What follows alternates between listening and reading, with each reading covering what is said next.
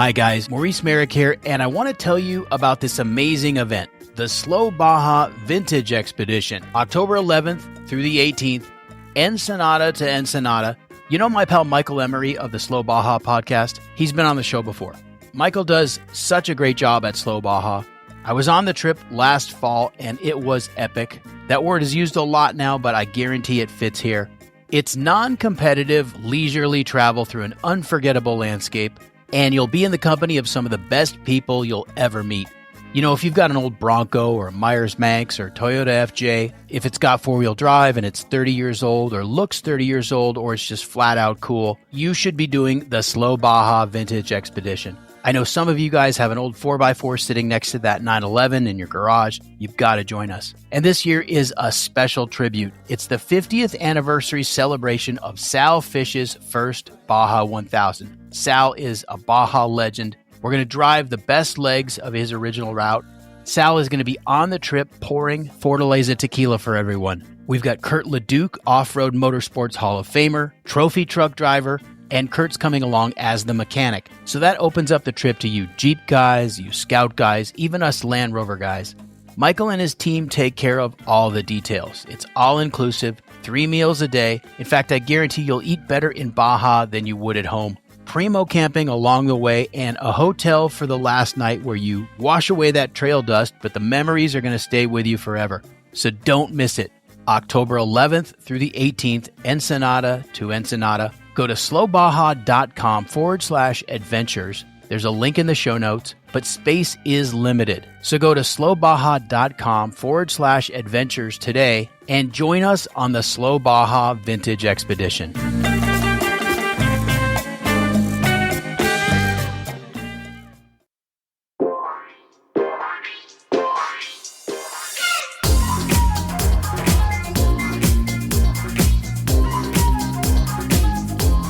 This is Horsepower Heritage. I'm Maurice Merrick. Thanks for joining me once again, and especially because we are marking a milestone this time. It's the 5th anniversary of the show. And when I think about all the terrific stories I've been able to share with you and all of the great guests over the last 5 years, that comes with an enormous sense of gratitude. You know, there was never a master plan for any of this other than to explore the history of cars and motorcycles and the people who created them. There have been many hours of research and note-taking, many late nights of editing. There have been times when I got down the road on a subject and decided to abandon the project and go in another direction. Sometimes I've even hit a little bit of a creative block, which is probably not surprising. In one case, with one of the storytelling episodes, I remember having nothing on the Friday before it was supposed to be released. So days away from my scheduled release date. As you know, I release on Wednesdays. So short timeline, and for whatever reason, I couldn't grab onto anything to talk about. But you just have to push past it, and maybe the pressure helps, but finally I hit on an idea, and that whole weekend I was researching and writing around the clock, and I think I might have had about 6 hours of sleep. And then it was recording on Monday, right into editing the rest of Monday and Tuesday. And then finally at about 2 a.m. on Wednesday, I pushed that button and the show was done and on time. And of course, I know that none of you are sitting around wondering when the next one is coming, but it's important for me to be on schedule and to hit the mark. It's always been about giving you a quality experience in every way I can. I owe that to you.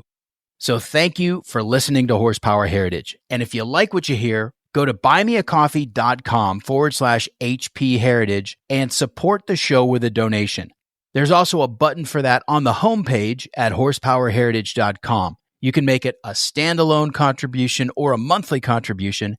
And here's to the next 5 years of great stories. In fact, I've got some really good stuff already in the can. I'm ahead of the game, so stay with me. And now let me tell you about today's episode. My guest is John Nikas. John is a veteran author, a vintage racing driver, and he's been a sought-after host and lecturer at many of the biggest events in the car world, and he's finishing up 2 book projects right now. The first is called Racing in the Shadows, an illustrated retrospective about the elusive Don Nichols and his shadow racing team in the 1970s. And the second project is a collaborative effort on a 5-volume series of books by the late Tim Considine. Now, Tim came from a show business family, and in fact, in the 1950s, he was a child actor on the Mickey Mouse Club, and then in the 60s on the television show My Three Sons, which was a popular sitcom. But as an adult, he became an automotive writer, and Tim had an ambitious goal, which was to tell the complete story of Americans racing in the 24 Hours of Le Mans. The title of the book series is Twice Around the Clock, The Yanks at Le Mans. Unfortunately, Tim Considine passed away before he could complete the series. So volumes 4 and 5 were basically in manuscript form and unfinished. But John Nikas and several other automotive writers are working now to finish the final 2 volumes of the series. And I'm told that both the Shadow Book and Yanks at Le Mans are due to be published in late 2025. So look for those. In fact, put them on your Christmas list. And when I sat down with John for this interview, the time just flew by. We had a fantastic discussion. He's a wealth of knowledge, and we talked about all sorts of different things. So here's my interview with John Nikas. Enjoy.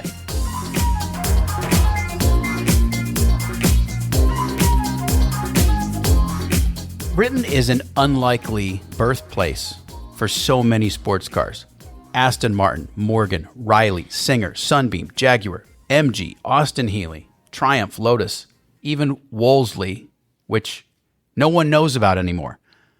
This rainy, cold, inhospitable island has given birth to more famous sports cars than anywhere else, I think. And they didn't necessarily perfect the sports car, but they perfected the roadster, which is kind of the entree to greater cars, the GT cars of the 50s and stuff. So what is it about Britain that has birthed all this?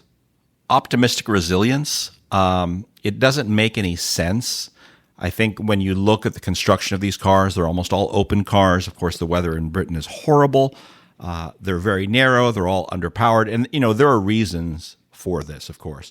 I had done a theory of automotive evolution, and one of the things we talk about are kind of the economic and geographic and physical constraints that kind of create automobiles. And in Britain, it's really interesting.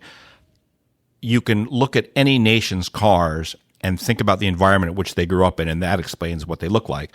And in Britain, of course, you have two things working against you. You have incredibly narrow roads, and you had a really arcane tax structure.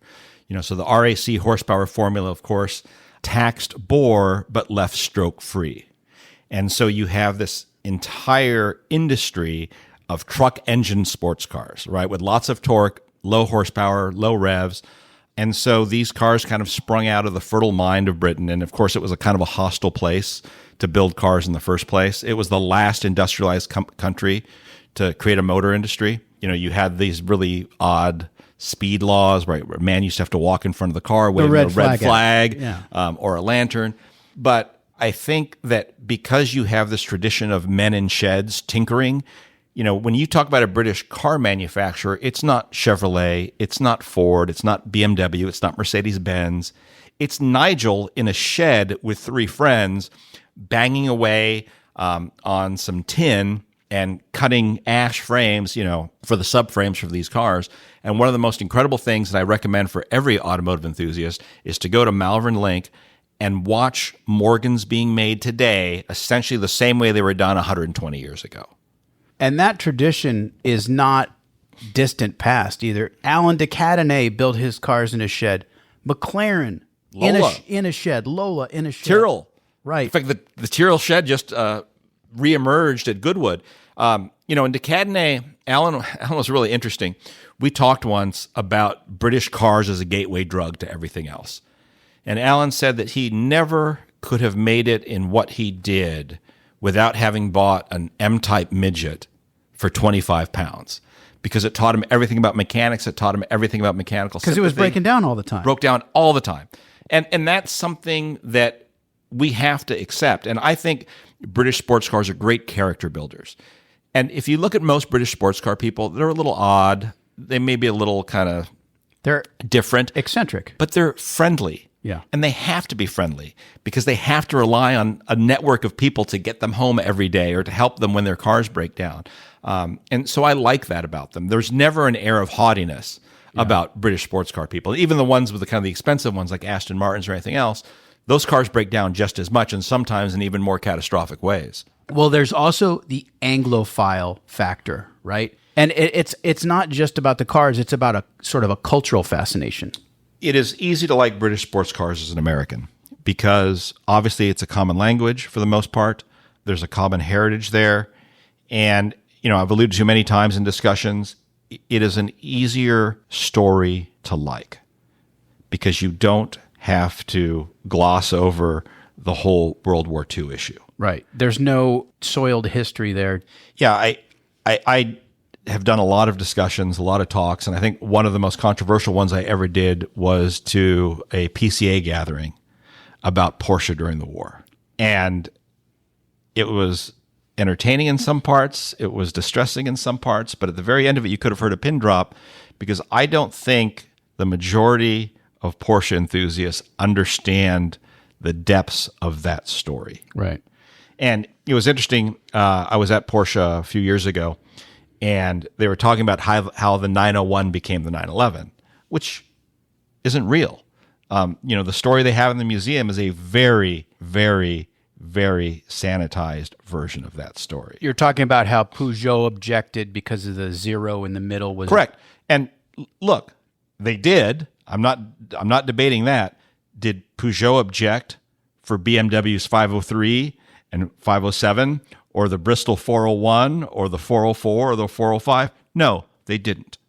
But what happened was Adler, of course, was the first German car company to exercise supervision over Peugeot during the war. And for various reasons, Porsche managed to usurp their role. And once Porsche was in charge of Peugeot, they literally field stripped the entire works, took all the materials that they had, took it back. And we're talking not about Porsche as a company at this point. This is a person. A person. And so, yes. And then there was an issue with the Peugeot factory being bombed and then Porsche blaming collaborators inside Peugeot. So it is a very difficult story. So yes, when Porsche named the 901, Peugeot objected in that case, but not because of the 901. Because look, guys, there's only so much shit we can possibly take from you. And, I have the same issue with Mercedes-Benz and BMW, but by World War II, there is no Mr. BMW and there's no Mr. Mercedes-Benz. Right. But Porsche is an individual. And, of course, the rate at which laborers were lost was far higher at Porsche than it was at any of the other car companies. Slave labor. Well, you said it.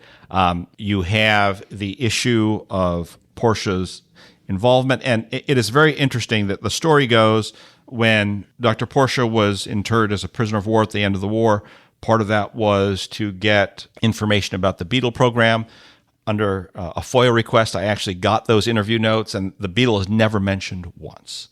It is all discussion about weapons. It is all discussion about how that development process worked. Look, the French already had the deux chevaux at that time. They may have been buried throughout the countryside, but I don't think that's what they were concerned about. So even though I'm a huge Porsche fan, I love a lot of the people there, it is impossible to ignore their involvement during the war. And to a lesser extent, of course, the same is true for BMW and Mercedes-Benz. But I think both BMW and Mercedes do a fantastic job at their museums of at least explaining how that process worked and taking responsibility for it. So, again, you don't have to do that with British sports cars. Right. And in fact, the story with British sports cars is better because in late 1930s Britain during the rearmament period, there were no big companies, right? The only people that knew how to use tools effectively were people that built cars. And so the people that built the Spitfires or the Lancasters or anything else were car companies. And so we talk about, Ford being the arsenal of democracy and building all the airplanes, the B-17s, the B-24s that took the air war to Europe. On a very, very fundamental level, Britain would not have survived the war without its car companies. And whether it's Morgan, which is interesting because they were conscientious objectors and really didn't like doing munitions, to places like the Roots Group, which were very big in the production of armaments.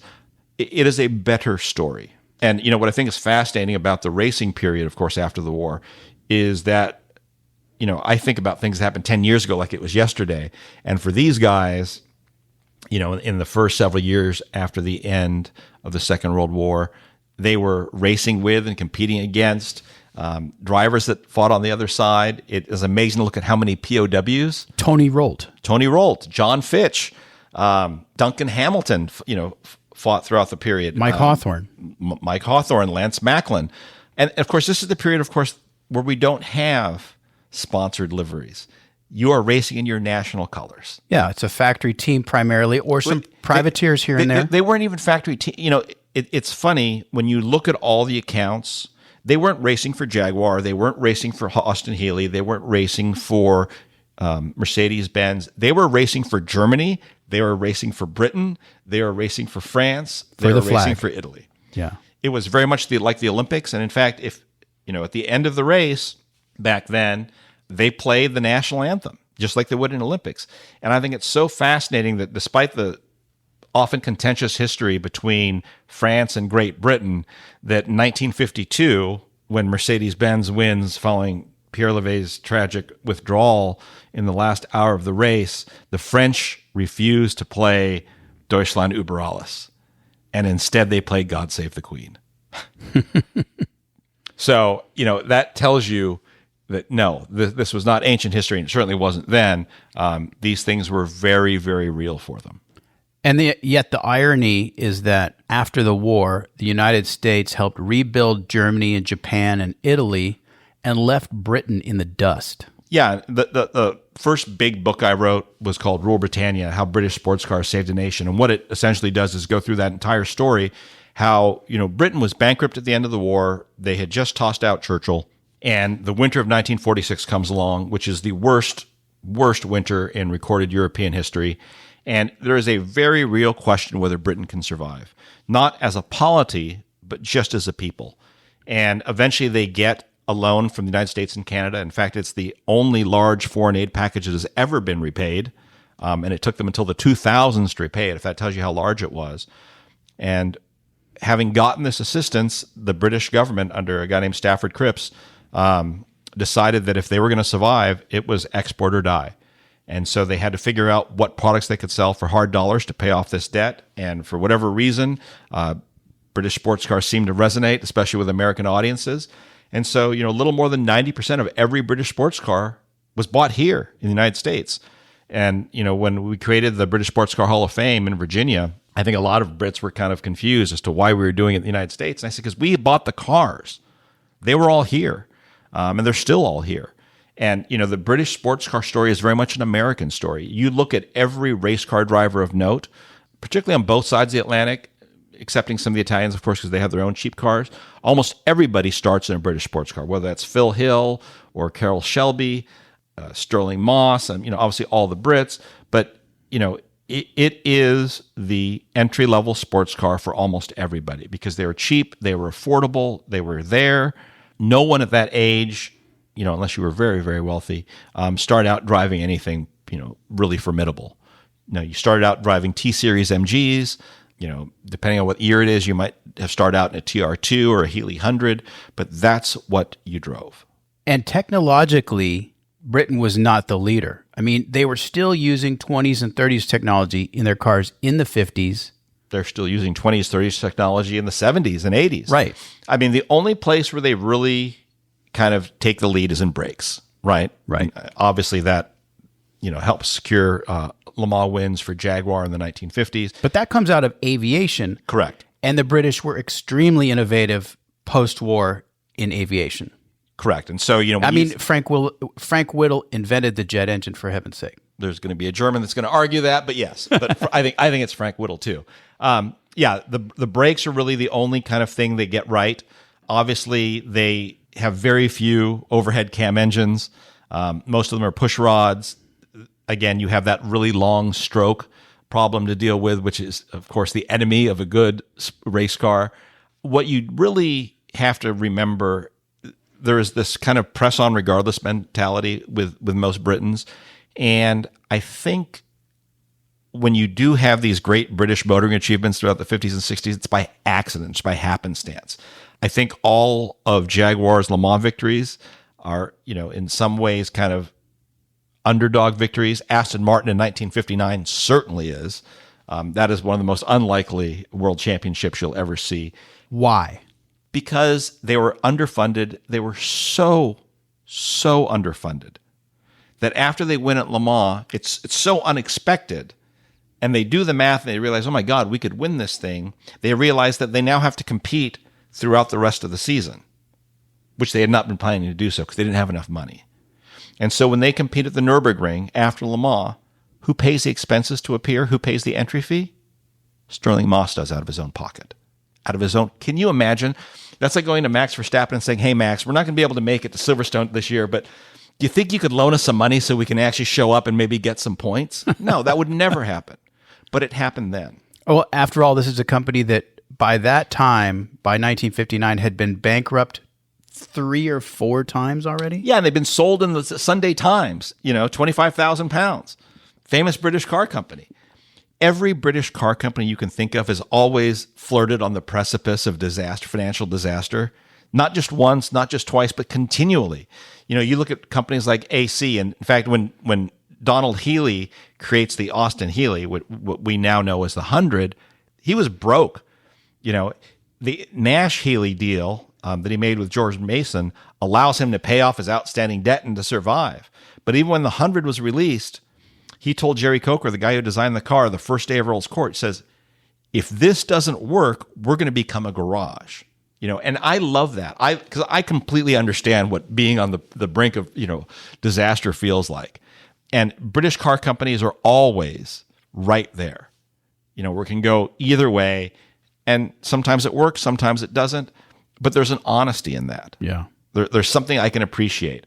I don't have any sympathy, or I can't really understand what it is to be General Motors in 2008 when the bankruptcy happens, because that's a massive conglomerate.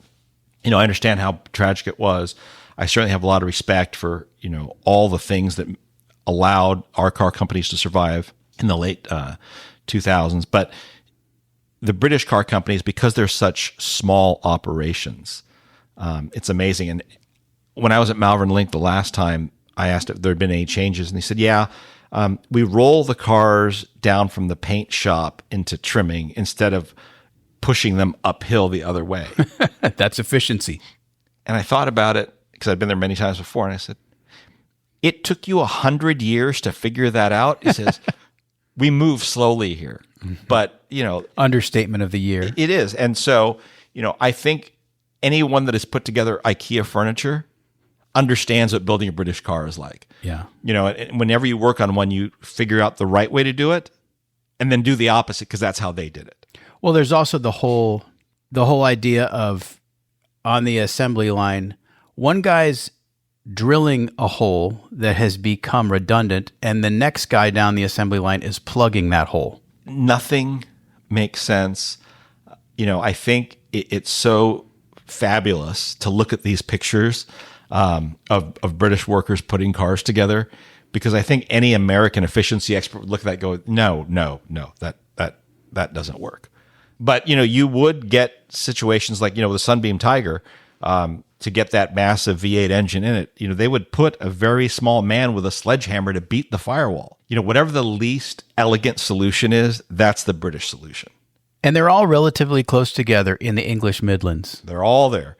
There are very few exceptions to where they're located, and it's great. There's a fantastic story. There was a place in Leamington Spa called the Millwright Arms. And every Thursday, the engineers would get together for a pint after work, and it was a company-free zone.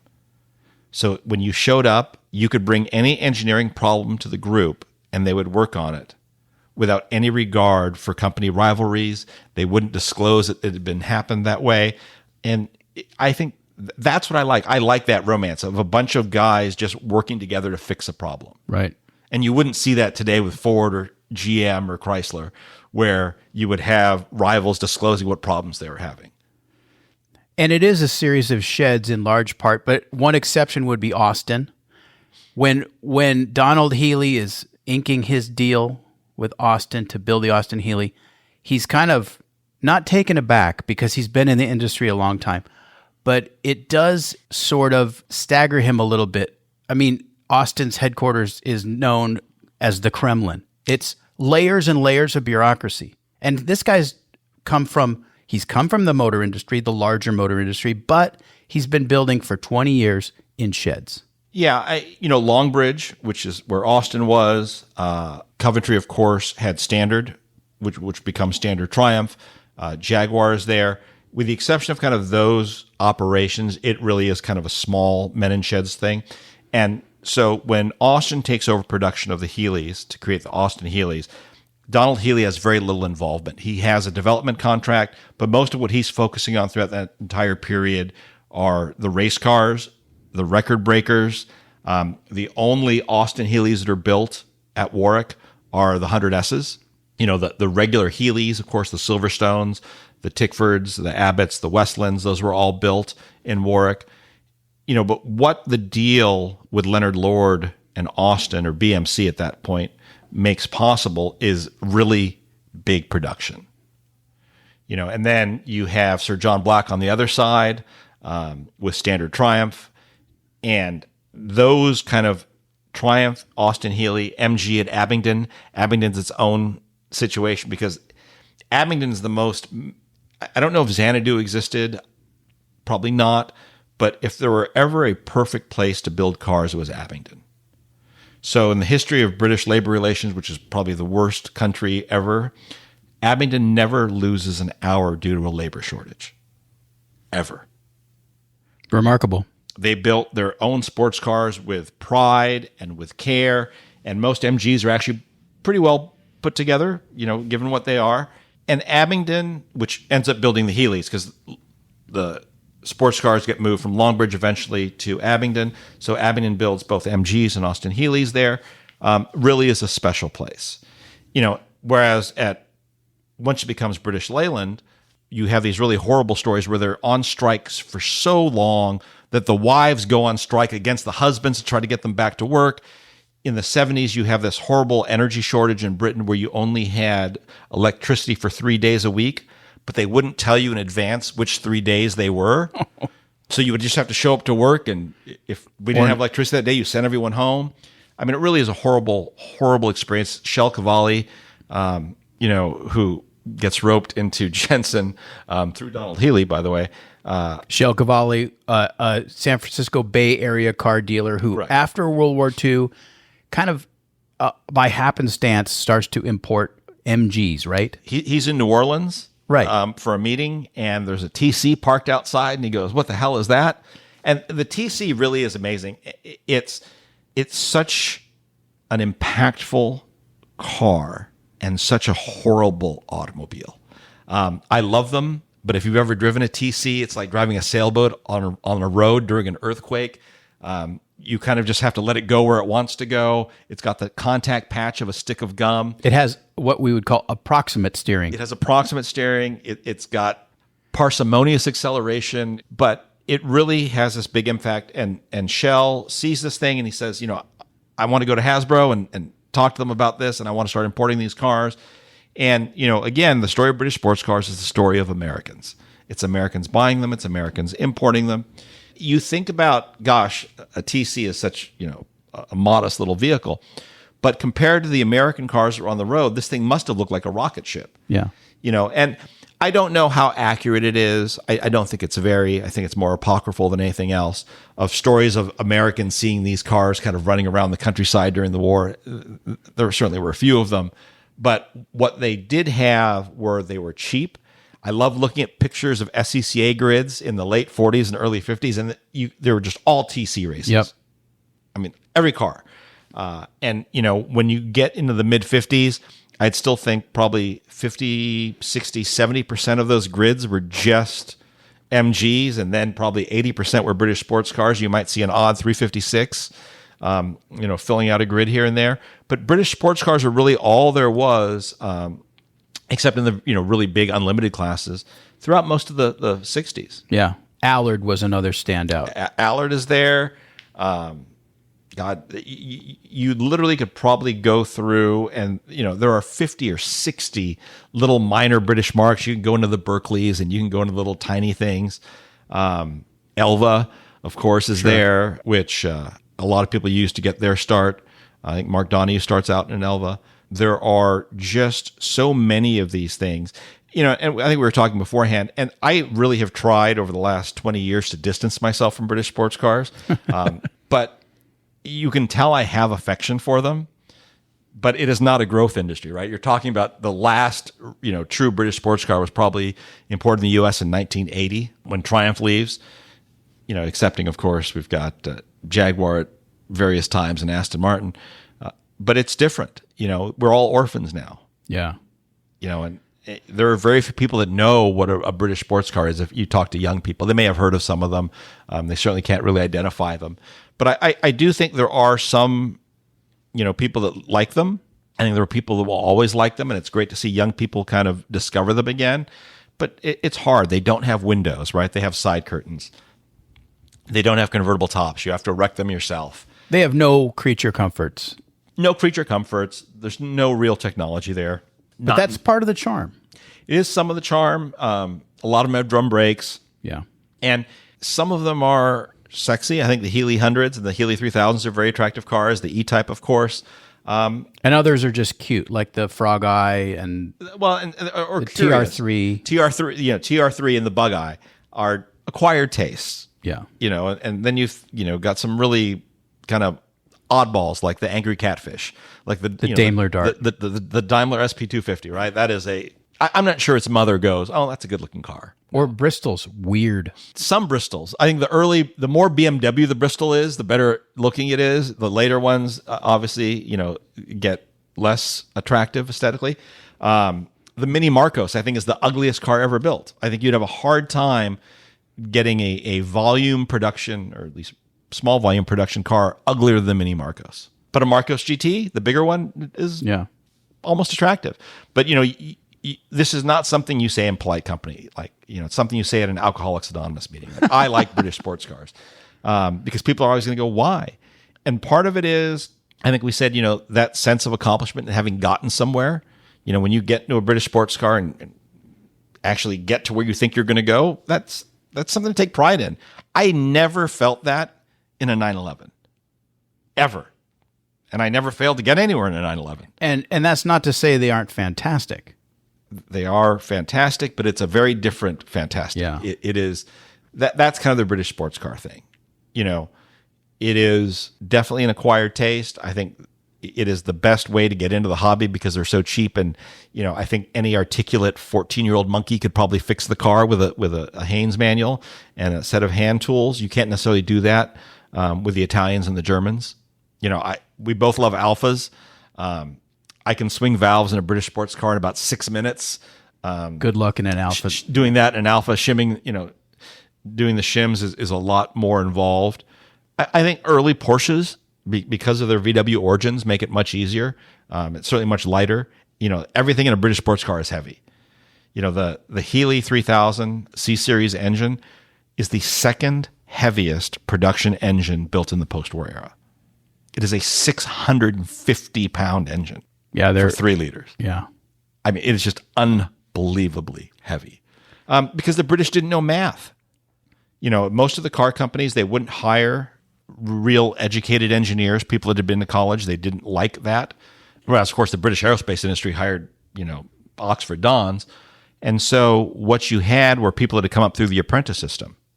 And so they started as a T-boy at 12 and an apprentice at 14. And this goes all the way back to the dawn of the Industrial Correct. Revolution. So in the 1840s. There were very few British car companies that would hire educated engineers. And so they were very good practical engineers, but they didn't know math. And they didn't know failure analysis. And so if you ask an 8-year-old to build something, he's going to overbuild it, right? Say, build it so it doesn't break.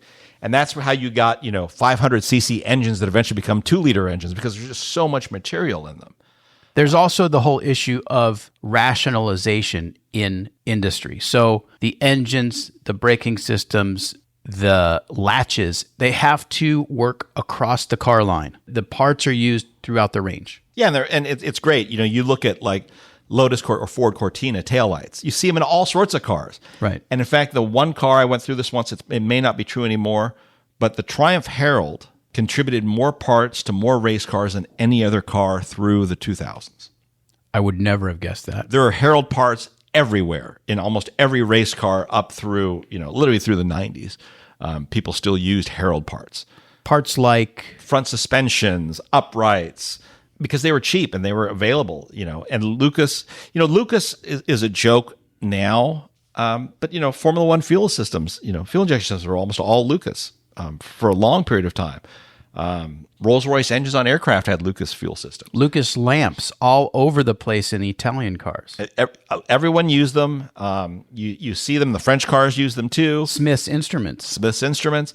And you had this really robust cottage industry of these manufacturers that built parts that were bought in for all sorts of stuff. And so, you have a great debt owed to the British automotive industry, whether you want to admit it or not. It is a wonderful story. And I am done with liking machines. I just think I'm over that at this point in my life. I am still in love with the stories. And I think the British stories are really good ones because they're easy to understand. They're pretty accessible. I think people that don't like cars can understand them when I give talks, and they're are pretty broad audiences. You can always find something to talk about British cars that people will understand and resonate. Well, and what you're really saying is you're in love with the people because the people are the stories. Yeah, I've seen almost every car out there, but the car people, I love talking to them. I love spending time with them. Whether I see another Ferrari GTO in my life, it's not really going to change much. Yeah. But every new car person I meet is an opportunity to really fall in love all over again. It's also really easy to get jaded by the cars because guys like you and me are exposed to the world's best all the time.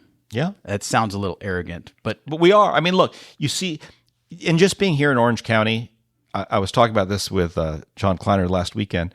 Cars and Coffee ruined us. Our original Cars and Coffee, after it moved from Crystal Court to Ford at Irvine, we would get cars that would be the stars at any concours around the world, and we would have them all over the place. Yeah, it was ridiculous. And so, the cars are great. I mean, but I think the car people, I still enjoy meeting new car people. Wherever I am, I can talk to anybody about almost anything and find some commonality. Automobiles are great because it's the only forum where hundredaires can talk on equal footing with billionaires. At Pebble Beach or at the Peterson or anywhere you go, I've seen people engage with Bruce Meyer and Bruce Meyer engage back, and no one knows who either person is, but they know they like cars. And that's lovely, and whether it's a guy talking about his Tri-5 Chevy or a guy talking about his A6, GCS, they love cars, even if they're different. And, I think I've said that I'm a Will Rogers type of car enthusiast. I've never met a car I don't like. I was, for some reason, looking at Pinto runabouts the other day. I don't know why, thinking, God, it's actually kind of a cool car. It is something that the automobile is the perfect time machine because I can see cars even now on the street, and I'll think back to either the first time I saw that car or I'll have a memory associated with that car, and it'll bring me back to that time and place in a way that nothing else does. I love traveling in Europe, and maybe you do too. But if you'd like the freedom of extended European living or even working or studying in Europe, there's a unique opportunity for classic and collector car enthusiasts to enjoy an appreciating asset and at the same time earn EU citizenship. Portugal Panorama offers a way for qualified individuals to acquire their preferred vehicles while simultaneously securing Portuguese residency through the Golden Visa program. This is a unique two-in-one opportunity aligning passion, investment, and legacy. Portugal is a nation on the move, with a fantastic climate, a vibrant economy, and high native fluency in English. Experience the historic charm of Porto, the cosmopolitan energy of Lisbon, and the relaxed coastal atmosphere of the Algarve. Ranked as one of the world's best places to retire, the business and leisure opportunities in Portugal are unparalleled.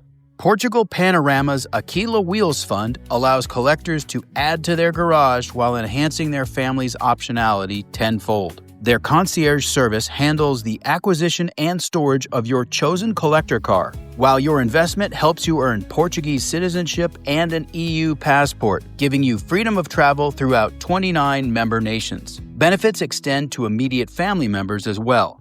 Visit PortugalPanorama.com to learn more. Remember, investment involves risk, and past performance is not indicative of future results. But you can learn more at PortugalPanorama.com. What was the first car you fell in love with? It's tough because I grew up with a TR4, which became my high school car. My dad had bought it new. And so that's really kind of my first car memory. And so that's probably the answer there. I do remember being in Southern California as a little kid, spent a lot of time at the Briggs Cunningham Museum, and I was fortunate enough to really be around some amazing cars. I think the C4R is something that still has an impact on me.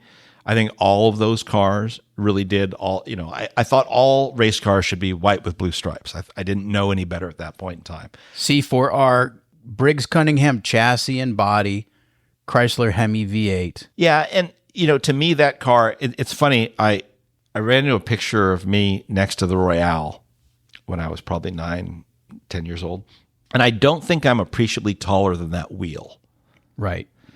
And I didn't understand then how big that car is, and I understand now. It's so big that I think Jean Bugatti had a crash in one, and it's so long that he was basically, it was like a love tap. Yeah, it's. In other words, the kinetic energy of the collision never really got to the passenger compartment. The damn thing is so long. I think the people living in the trunk may not have known they even hit anything. Right. Yeah. So I am so appreciative of having grown up in Southern California and seeing big cars, things that people don't ever get to see in the flesh, and in some cases crawl around them. It is so neat to think about all the cars I sat in as a kid. Everyone gets to sit in a D-Type. But you were at Cunningham's place, and didn't he give you your first job? Yeah, I got to kind of sweep and be a wheel cleaner, and then eventually I got to kind of work with the library. And, the big kind of payment I got was I got duplicates of whatever car books there were. And so the kind of core of my library are things that I got from Briggs. And, I still now, in fact, because we're not that far away, I still avoid Baker Street because it hurts knowing that place isn't there. I remember, getting the letter that the collection was being sold, and obviously it is in an amazing place. And I can't tell you how important Miles Collier is to this entire hobby, but I have never been to Revs. I have a standing invitation, but it's hard for me to think of that collection being somewhere else. Well, my listeners will know the name Briggs Cunningham, but let's just go over it for the record. Who was Briggs Cunningham? It's tough because now we're kind of in a different generation. Right. But I used to say that Mr. C was like Ted Turner, back when people knew who Ted Turner was. He was kind of like the definitive sportsman. He defended America's Cup. He was born into money. Hormel Meats was the Cunningham family fortune. I didn't understand at the time because you're a little kid and I don't think you really understand these things that Mr. C had money. I thought it was rather magnanimous of him to start waiving my $4 admission fee. That may have been Mr. Burgess, but could have been Mr. C. He, through Luigi Canetti, Ferrari importer importer in the Northeast, had got him interested in Le Mans. And, being an incredible patriot, I think Mr. C really believed in that as a goal. And his initial foray, of course, in Le Mans with the two Cadillacs, Le Monstre and the stock car. And, of course, then he started building his own cars, his own Cunninghams, and then would eventually transition to Jaguars. This is early 50s. Early 50s. But, his dream, and he came very, very close at times, was for an American car with American drivers to win the 24 Hours of Le Mans. And, that's the kind of quixotic pursuit that I think we can all appreciate. And he he loved cars. I mean, he really did. And he had a fantastic eye. And you think of how difficult it was then. Now I guess it would be almost impossible. But you decide, I'm going to try and win the world's most iconic endurance race in cars that we will build ourselves in West Palm Beach. And he came incredibly close to doing that. He came incredibly close to doing that. And, as a consequence, here in Little Orange County, not now, but back then it was Little Orange County, there were people that would just stop by the museum. And to be a little kid and to be able to listen to those stories, to listen to people like Sterling Moss or Denise McCluggage, whoever it was that would walk through the door, and get to hear these stories as a little kid, I think that's what screwed me up in that it permanently stuck me in that era. Yeah. So, when I got older, I didn't really want to race new cars. I didn't want to have anything to do with new cars. I didn't like new cars. I only liked old cars because this is what I thought the era was. Well, I mean, Cunningham had the single greatest impact of any American on the European racing scene up until that point. Because American car makers and American drivers were here and there in Europe since the start, but there was never a really earnest effort. No, I mean, it is amazing. Of course, Le Mans starts in 23. You actually have some Buicks and Chryslers that do very well. Even Stutz, not with, of course, American drivers really, right. But not until Briggs shows up in that post-war era do people take Americans seriously in international racing. And, that is something that we still have to struggle with. We see it in Formula One. We see it, we have always been seen as a Johnny-come-lately. We've always been kind of seen as an inferior competitor. And, when I was working on Yanks, the story of the Yanks, the Americans at Le Mans, you realize just how much disrespect there was for American drivers. Even when Phil Hill wins, and then you have, of course, the Ford victories, it is always seen as somehow less than the others. Well, and also the great American traditions of racing were kind of born out of the backwoods with stock car racing. That was about liquor cars originally. And even Indianapolis was, I think, the Europeans saw it as sort of a ragtag effort. People forget that Indianapolis, of course, was a stop on the World Championship circuit for a long time. Of course. But, of course, oval racing is different. Yes. And I have to be honest, I didn't go to my first Indy until I think it was 3 or 4 years ago. And until you're there in person, you can't understand what it is and how big a place it is. And in some ways, it's more impressive than Le Mans. It is just very different. And oval racing, of course, is very different. I haven't done a lot of oval racing in my life. I've done some half ovals, places like Cal Speedway or something where, you're on the oval for a little bit, then you drop down to an infield course. But there's a trick to it. And I talked to Emerson Fittipaldi about this, about the transition from Formula One to oval. And I'm sure it goes the other direction as well. Oh, it definitely It's a different does. kind of racing. It is, and it's interesting. I have never watched NASCAR except for when people like Boris and TK and were running as road ringers until this season. And there's a young, relatively young Australian driver named Shane van Gisbergen who's just tearing it up on the road circuits.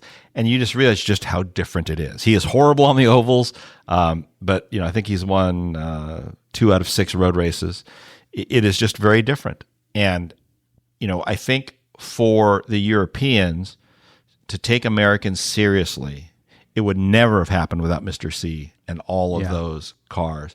And you think about it when they were kind of doling out, the national racing colors, think about them. You've got the Italians racing in red. You've got the British racing in green. You have the Germans racing in white and then silver. And, of course, the French in light blue. We're so poorly thought of that we don't even get our own single color, right? The Belgians get yellow all to themselves. We get white and blue. And the FIA, or what will become the FIA, care so little about us, they don't even specify whether it's white over blue or blue over white. It's just white and blue. And that's why you see white cars with blue stripes and blue cars with white stripes, both of which are legal for Americans, because they never, ever clarified that. Well, they never expected us to sustain an effort over a long period. And they never expected us to succeed. Right. And, I think what you said is actually probably more accurate. They never expected us to try to do it over a long period of time. And, the sad part is we never have been able to do that. We get in and we get out. We have periods of success. We have world champions, right? But we don't have multiple runs of world champions. You can still name every one, right, on one hand. And, until very recently with Haas, and that's a function not of Haas's success, but a function of how long the season is, the most successful American team in Formula One is Shadow. Right. And Shadow ran its last race 45 years ago. And not a huge corporate effort either. No, that was another Men in Sheds operation. Held together with spit and baling wire. So, that tells you kind of, well, yeah, it's tough. And what you really, the people you remember, like the AARs and the Dan Gurneys, really weren't around for that long. And Dan did an amazing job. And a lot of that credit to Dan as a driver. Sure. One of the things, in fact, I just saw Justin this week, and he said that at Jimmy Clark's funeral, Jimmy's father said that, Dan was the only driver that Jimmy feared. Yes. And, I mean, gosh, it makes you wonder if the opportunities had been a little better for some of the Americans, what they could have accomplished if they'd caught some of the breaks that were there, what the Americans could have done. I think, obviously what we have done, I think, is pretty amazing and still pretty impressive. But, it is hard because we're racing logistically. It's like trying to fight a war with an ocean in between us. Everything we do has to be done, with material brought over, which is why I think, you had just so much trouble at various times, trying to make it work in Europe. Well, there's also the commercial aspect, after all. I mean, if your company spends sponsorship dollars on racing, you're trying to reach your customers, right? So it's NASCAR, it's IndyCar, it's Sprint Car, it's IMSA. Oh, I get it. And it's the beauty part about Mr. C was he wasn't doing it as a commercial enterprise. It was a patriotic one. Right. And I think we've talked many times about what happens when money gets involved. Inevitably it just changes it and it makes it somehow less pure and less attractive. It was an effort done for a singular reason, which was to promote the United States, to prove that we could compete on an international stage. Yeah. And that's fantastic. Yeah. Those are nice motives. Those are really nice motives. And I am never more patriotic than when I think about Americans racing. Whenever you see an American flag, and I just saw Troy Lee's son is racing in Italy and finished 7th in a race this week, and all the other 9 top 10 finishers were Italian, and he sent a picture of the leaderboard, and it was just Italian flag, Italian flag, Italian flag, and then you see the 1 stars and stripes, and you think, God, that's cool. Yeah. Right? That's cool. Yeah. You still see it when you look at cars, when you or someone's suit, and you see an American flag, and you at least feel some sense of pride, some sense of pride, and some sympathy for how hard it is to go over there and do it. What made you finally decide to go racing yourself? I did it from a young age. The problem was I only got, which is I want to shoot myself now. I only wanted to race old British sports cars. I would turn down almost every other offer to do something else, and so for a long time that's all I did. And eventually you can't do that forever. How long have you been racing now? 25 years? 30 years? Yeah. Long time. You eventually race, Porsches. I've done a lot of Porsches, done some Ferraris, done some Datsuns, done some Toyotas. You're a hired gun for vintage racing, right? So I'd like to think I'm still a hired gun, although I'm, now, especially at places like Goodwood or things like that, where you get, now it's not, he'll bring the car home. Now they'll just want young professionals. Sure. Like Jake Hill to go and do it. And so, but, hopefully I can continue to keep driving as much as I can other people's cars because, racing your own cars is expensive. I'd like to think I'm, okay. But, the thing that British cars will teach you is to be sympathetic to machinery, and I'm happy to say I've never really broken something that belonged to somebody else. I've had a chance to drive some really great cars. A couple of years ago, I got to drive Count di Portago's Monza, drove the 52 Monaco Grand Prix winner, both Ferraris. I drove Juan Manuel Fangio's 300. So I've still been able to get in some really neat cars. Racing to me is different, though. I think versus almost everyone else I know, I don't necessarily like going fast. Like, that's not the thrill for me. I'm not a adrenaline person.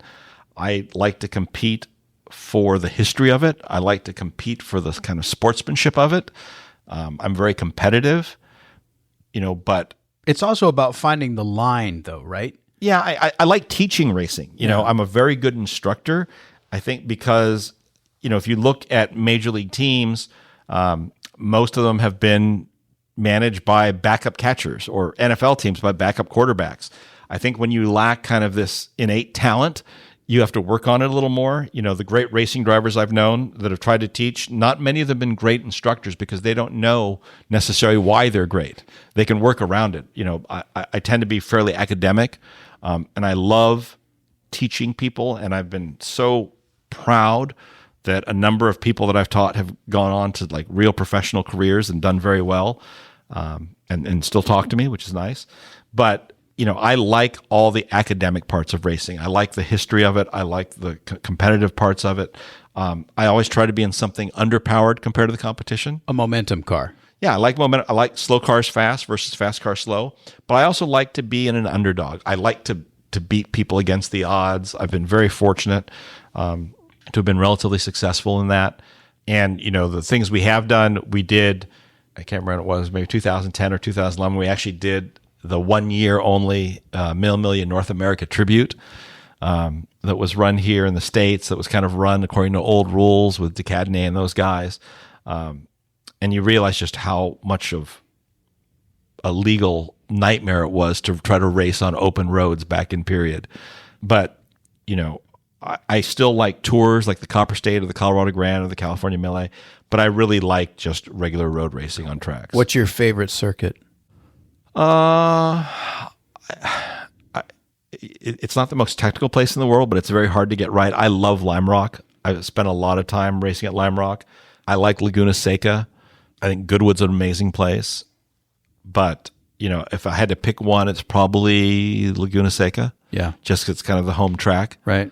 I do like Willow Springs for whatever reason. And hopefully under new ownership, it gets better and it becomes less kind of remote, desolate with a proper surface. Those are all great tracks. I like Portland. Road America? Oh, I love Road America. I really do like Road America. I'm not a huge fan of Turn 5 at Road America, but I do like Road America. I like COTA. Tell people what it is about Turn 5. Especially in the stuff I drive where brakes are kind of more suggestive than actual. Knowing that you have to really bleed speed quickly gets in your head. And so what you end up doing is and I always tell people, don't ever coast up to anything, right? You're either on or you're off. It is hard to get that right in a car like that. If I was in an Indy car or something like that, or, a modern Formula car, I think it'd be a little different. But certainly in vintage cars, Turn 5 is kind of daunting. I was never old enough to drive Riverside back in the day. Another desolate place. Well, look, the fact that Southern California has any tracks at all is a miracle. I hate to say this. I love Buttonwillow. Yeah. You talk about remote in the middle of nowhere. I like Buttonwillow as a track. It's a good small displacement track, right? Because there are no big straights, so you're not at a huge disadvantage. The Willow Ranch Cafe, which is located one exit away from the track, I think is the best racing food I've ever had. Where the standards are fairly low. So, there are all sorts of places that I like for different reasons. I like Road Atlanta when it's either not hot or not cold. So like 2 weeks out of the year. I've never been there when it's not like that. I've actually raced, I think, every November at Road Atlanta for the last 5 or 6 years. And oh my God, I've never seen a leaf on a tree. It has been cold. It has rained. And I just don't think I can race open cars in the rain anymore. But, I like all tracks. There's something about a track. The only ones I really hate are like Hallett. Sorry, anyone in Oklahoma. It's flat and it's dusty, and when it rains, it's muddy. It's not a great place. VIR, I love. All the people at VIR are fantastic. Watkins Glen is great. There are a lot of good ones in Europe, but the ones I think I know best are the ones here right now. Vintage racing is oftentimes now tied up into collecting, displaying, concours, all that stuff. If there's a Venn diagram, of course they converge. You've been around the hobby side of this a long time too. How do you view the hobby side of this thing? I don't know if it's a function of getting older. I don't think it is. But certainly over the last 5 or 6 years, the hobby has changed significantly. And I guess we can leave some parts of it unsaid, that corporate interests have taken a far greater role than they ever have before. And, the haggardization of the hobby, I don't think has been good. And I will always support Haggerty. I love McKeel and Soon. Some of my best friends are still there, but some of my best friends are no longer there. And, we've had, I think, 4 rounds of layoffs over the past several years since they became a public company. And the really great part of this was how diverse it was. So wherever you went, it had a different feel. Amelia felt different than Pebble Beach, felt different than La Jolla, felt different than Lime Rock, felt different than anything else. And when you start to consolidate these events under single ownership, inevitably they feel somewhat similar, but also inevitably they get that much more expensive. And I remember being able to go to Pebble Beach in high school for $20 because you could always get a ticket from someone. If you hung around as a high school kid, you could always somehow get past the fence to watch these things. And if you think at what the expense is at some of these events now, it's beyond the reach of, I think, normal enthusiasts. It separates us and stratifies us in ways that, we can't imagine. And when you had such a lovely, lovely presence in the industry as Haggerty, who for so long supported almost every event in the country, it was hard not to feel genuine affection for them back then. Well, I mean, this is the same thing that happened to Disneyland, right? It is. And, I was just talking about that with somebody else because we just saw Bob Gurr this week. I haven't been to Disneyland so long, and I'm not sure I could even afford to go to Disneyland right now. It is so expensive and just becomes such a different experience. And I love Haggerty. They're a tremendous positive force for the hobby. I will always have strong affection for them, but I'm not sure that competing with the people they used to support is the way to go. And as a public company, their first priority, of course, is profit. And, I'm going to disclose, of course, that I was stuck on the wrong side of that equation. Was let go with the Chowder Club, after they became a public entity. So in case anyone wants to, talk about that. Yeah. The Chowder Club, which is officially known as the Madison Avenue Sports Car Driving and Chowder Society. Right. Which to me was, which was founded in what, 1957? 1957. By almost every famous name you could think of. Denise McCluggage was there, and Sterling Moss was there, and Walter Cronkite, and Johnny Carson. And you cannot go through International Motorsport, Renee Dreyfuss, you cannot go through International Motorsports history without thinking about Chowder Club members. Is it always limited to about 300 people, or how many people could fit inside Sardi's at the time? Henry Austin Clark, I think. Henry Austin Clark. Charles Adams. Every single person you could think of was a member. Paul Whiteman, which is a real big jazz leader. Paul Whiteman, King of Jazz. And I first heard about the Chowder Club from Denise as a youngster, and It was the honor of a lifetime to get to serve as the executive director of the Chowder Club, co-executive director with McKeel Hagerty, and to fly to New York once a month and host those meetings. And I still count some of those people as the closest friends that I have. And it was the most amazing experience to be able to stand there once a month and realize that, oh my God, I'm doing this. These are the legends. But, again, as a public company, the Chowder Club doesn't make any money. It just costs money. And, when Hagerty decided to let it go, it was devastating to me personally.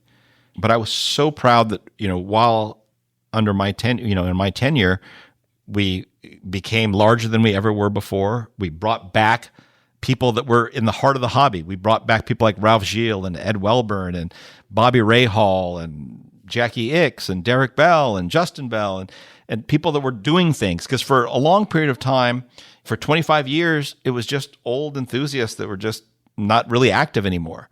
And it was active people. We had Courtney Crone as a Chowder Club member, right? Who's running now F1 Academy.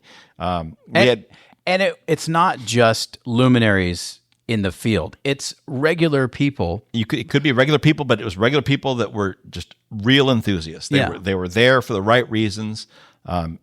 Showed up at Sardi's once a month and had real funny discussions. And we made it funny again. We made it, which is how it always was. It was very irreverent. If you didn't agree with something that, somebody wanted, you would throw rolls at them. Oscar Kowaleski, of course, for a long period of time would do a Christmas poem, which we resurrected. And so it was a very important thing for me. And I'm grateful that Hagerty gave me that opportunity. I think we did a very good job with the club. But, again, if this is a hedonistic industry, right? Classic cars is a hedonistic industry, and you can't necessarily monetize every part of it, nor should you, right? These are people's passions. And so when that becomes the priority, I think it's tough. And when you start to stratify your customer base on, these are the customers that supply us the most income, and so we're going to treat them slightly different than, we treat everybody else, it's tough. I certainly understand the business model for it, but God, I wish we could kind of turn the clock back, 10 or 15 or 20 years, and make things more accessible for people. I got to tell you, I'm sometimes a little bit hesitant to talk about events like Pebble Beach on the podcast.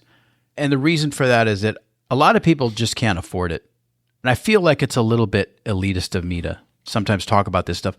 The reason I do talk about it is because, if this podcast were about fine art, I wouldn't not talk about going to the Louvre. The Louvre, yeah, good example. Yeah, or the British Museum, you got to go where the cars are. Yeah, here's my big issue, which is also going to be super unpopular. But anyway, it has been said that we have to save driving, right? Sure. Bullshit. That's demagoguery. That's inventing a crisis and then going out and saying only we can solve this invented crisis. Bullshit. If you go to Pebble or you go to Quail, I guarantee you, lining those streets are 16, 17, 18-year-olds that will chase you out as you drive out.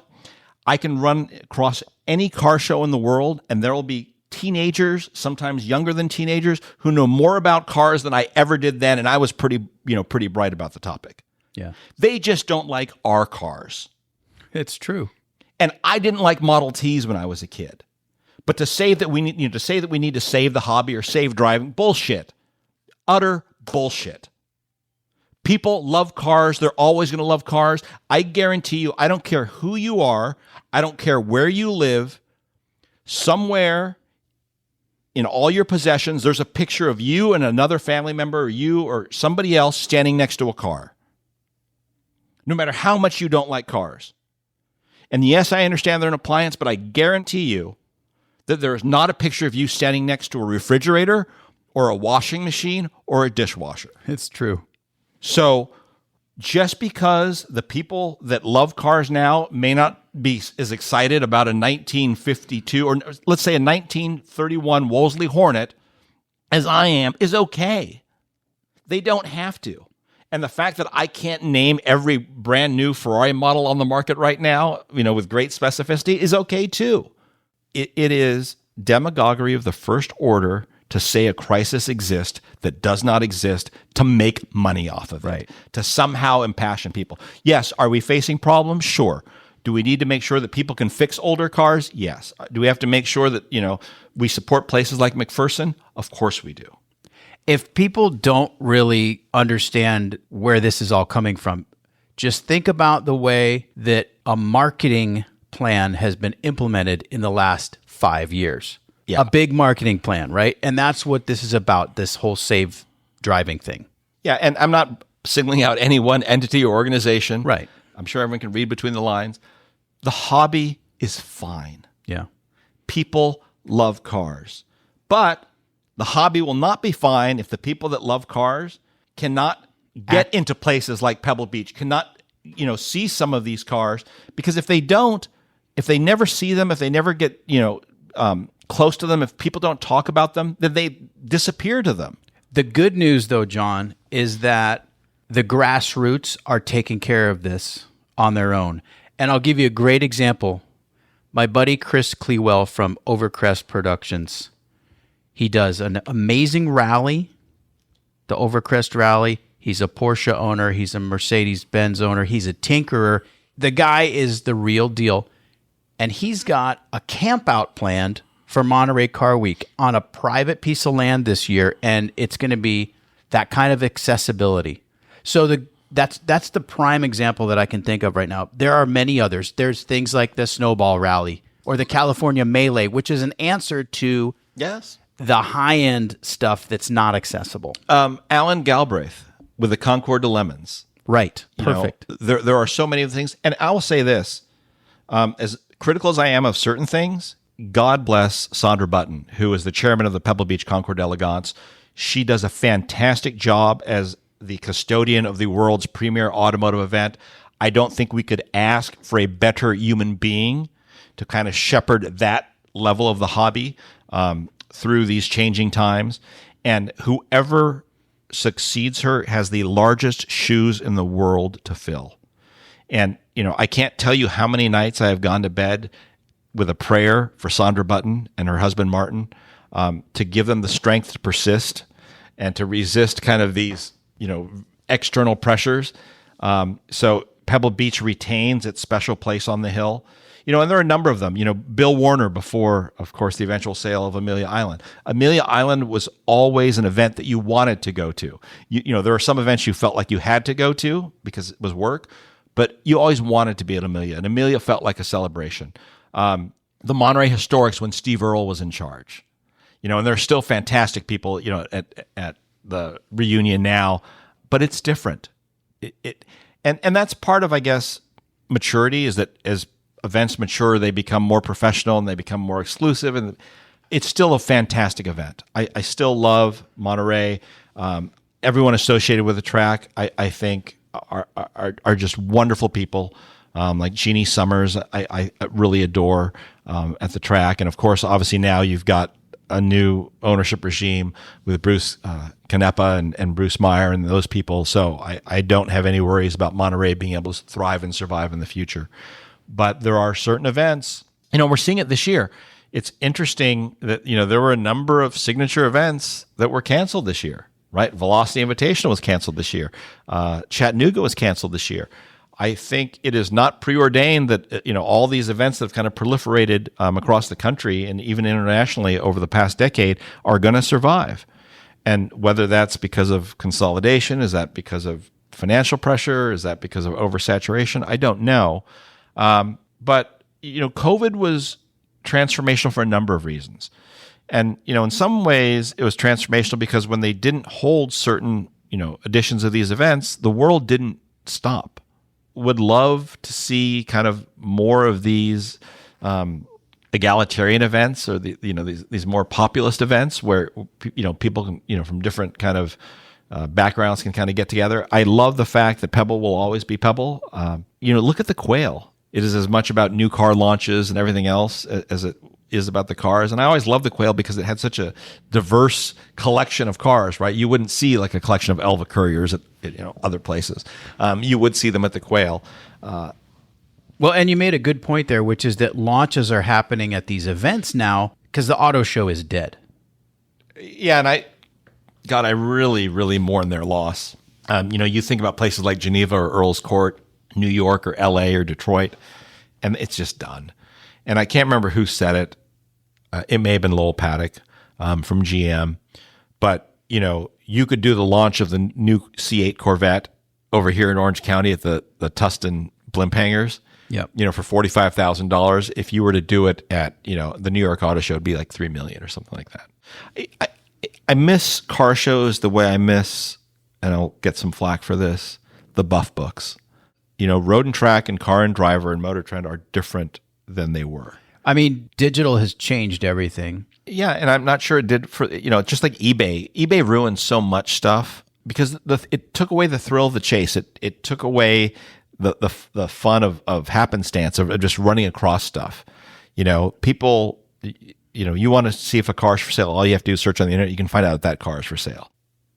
What's not to get back to British sports cars necessarily, but I got to ask, what in your view is the best all-around British sports car? I mean, that's hard. Yeah. I think for most people, I would say an MGB because an MGB is super accessible, super affordable, very easy to work on. Does everything it needs to do, yeah. And it's well put together. Right. I mean, it's a unit body. It's a 5, and the 5 main bearing cars are almost bulletproof. They don't have kind of the problems of a Healey where, gosh, in certain weather conditions, because the exhaust runs under the left-hand side of the car, it's incredibly hot. Ground clearance is always a problem with Healeys. An MGB does everything. Healeys are also kind of tight. Yeah. Especially the hundreds. But hundreds are, yeah. That's MGB, you can really stretch out in them. They're great cars. Yeah. And, I would recommend getting, if you have a kid and you want them to like cars, I'd get them an MGB. Get them a rubber bumper B. So, it's dinner money. Those are cars that can teach you about everything. Yeah. Don't get a Spitfire. Don't get a Midget. I love both of those cars. I think in a modern world, it's a really tough. I'd have a hard time putting someone I cared about in those cars. They're just too small, and they're wrung out at 60 miles an hour. Yeah, I don't mind that. Again, but you need escape. Maybe, but I will say this: we were talking. I can't remember what it was. Sometime relatively recently about relative speed. Yeah, and 60 miles an hour in a TC. It's like 100. No, it feels like 200. It feels like 220 in it. In fact, I would. If you strapped on telemetry, I guarantee you your heart rate at 65 in a TC is the same as 205 in a 917 Porsche. Because the risk of death and dismemberment is about the same at those two speeds in those two cars, right? The 917, anything forward of your knees is a cross member, is a structural member. And for the TC, anything you hit at that speed, I just hope your life insurance is paid up and you've written out a will. Right. It's a good thing they're not fast. No, but they don't need to be. Right. And you can have as much fun at you have more fun. 45. You have more fun. Like in a Bug-Eye Sprite, a 1275 powered Bug-Eye Sprite, which is a pretty common modification, is such a great car, even for someone like me. And if you've not seen me up close, I mean, I look like a circus bear in all these cars I like, and it's embarrassing, but I do like them small. I do, there's something to be said for them. And you don't need a lot of cars. You don't need to have 10 at one time. I think British car people tend to have multiple cars at one time just so they're at least somewhat... Something that runs. Somewhat assured of having something that actually runs. You're right. Yeah. I think one of the best, absolute, perfect cars out there at the price is a 986 Boxster. IMS bearing problems, be damned. Buy a Boxster. They're fantastic cars. And, if you get over the snobberiness, I don't know, that's probably not a word, but, the snobbishness of it. You're talking about the Boxster as the view in the Porsche community is that it's sort of the redheaded stepchild. Yeah, that it's somehow not a real Porsche. That's BS. Look, God, it's so amazing now. It shows you how things change. And 911 is the sports car to beat, right? It is the legend. It is the icon. Porsche spent 15 years trying to get rid of the 911. They tried to replace it several times. And at the time the Boxster was being developed, there were real doubts whether Porsche could survive as a company. The Boxster saved Porsche. all these cars now that we love, know and love, GT3s and, everything else would not have been possible without the Boxster. And, again, I do love Porsches. I hope I'm still invited to judge at all these Porsche events. But look, anybody else would have fixed the goddamn car by now. Okay? Only the Germans went through this monumental effort to perfect this defective design. You don't put the weight behind the rear axle, okay? You don't do it. You could take a junior engineer, and if he brought you that as the perfect design for a car, you go, no, you're fired. The counterpoint to that is... No, here's the counterpoint. Name a Porsche race car. Not a production-based race car. Name a Porsche race car that's not mid-engined. Name a Porsche race car that's not mid-engined. 924 GT. No, not production cars. Not production cars. Oh, well, I can't. A prototype, a sports racer. I can't think of one. There isn't one. There isn't one. Because they're not stupid. Right? They're not stupid. Tell us how you really feel, John. I love Porsches, but good Lord, even they have the good sense to not have, a rear-engine sports car, right? All their real sports cars, their prototypes and sports racers are all mid-engined. And the very first 356 was mid-engined. It was just a lack of money that forced them to go with that rear-engine design because it was cheaper to build. So, again, just because it exists now and there's this hagiography that, celebrates this iconic design, concede what you have to concede. You can still love it. You can still honor it. You can still be proud of it. But you can also admit, God, that's not a really great design. Isn't it funny how defensive we are about our particular part of the car culture, though? Yes. Look, I'm the first one to say, on British sports cars, having the, side draft carburetors mounted over the exhaust manifold. Not a great idea. Not a great idea. God, no. Unless you think being able to see the visible flames is a safety feature so you know when there's a fuel leak, that was not a good idea. I'm sure the people that designed the Pinto with that fuel tank, way out in the back, in hindsight, maybe that wasn't a good idea. So, we should be honest about it. First of all, you didn't design the car. Right. And the best thing I ever did in an automotive sense is we had a Pontiac Aztec panel. We didn't plan on having it. It was there. This was at Pebble Beach, right? We've done it twice. One was at Pebble Beach, one was at Greenwich, and we had the people involved. So this was their car. And they were able to laugh about it. They were able to, look at this as tongue-in-cheek, kind of, this is why it happened. This is how. So this was sort of a post-mortem of the Aztec design, right? Well, or how, because, very few people realize that as designed, as intended, the Aztec would have been an amazing car. And it still is an important car. It's the first real crossover. Yeah. It is the first true kind of, semi-sport utility vehicle out there. It just, in execution, didn't kind of meet expectations. Well, like so many concepts, it got watered down. And the bean counters got a hold of it. And there was rationalization. There was a whole bunch of issues, and they're all fascinating. But, especially the Porsche people, they get so defensive when you tell them this. Oh, my God. It's like you committed heresy. Sometimes the world is round, and you just got to admit it. It's not the perfect place to put all that weight. I want weight between the axles. You can talk to anybody about that, right? But having said all that, you said earlier that everyone should either drive or own a 911. Sure, because, right? One of the main reasons I love, so the 911s I really like, the new ones don't do anything for me. So I've become a Boxster person for modern Porsches. Yeah. I have a short wheelbase. I love the short wheelbase cars because they teach you about physics. They teach you about not lifting, right? In mid-apex. Yeah. It teaches you about driving dynamics in ways that, reading books cannot. And be prepared for, just forward whatever hate mail you've got to me by email. I hate people that overtire vintage cars. Oh, yeah. I hate it. Yeah. It's not how they were designed to act. It's not how they were designed to be felt. It's dangerous in some cases, especially on the British cars where they put 205s on these, cars that were designed for 155s or 165 width tires. It's dangerous. The kingpins weren't designed for it. The suspensions weren't designed for it. That's what I was going to say. You're stressing all those components beyond their... Correct. And so if you don't want to experience something the way it was designed, get something else. And there are people I really admire in the world. Peter Giddings when he was alive, David Sidoric, John Mozart, Bruce Meyer. Who are both still alive for the Yes, record. that's correct. Yeah. Chip Connor, the guys that drive their priceless cars. Yes. These guys drive their cars in regular traffic, and that's how it should be. Yeah. Cars are meant to drive.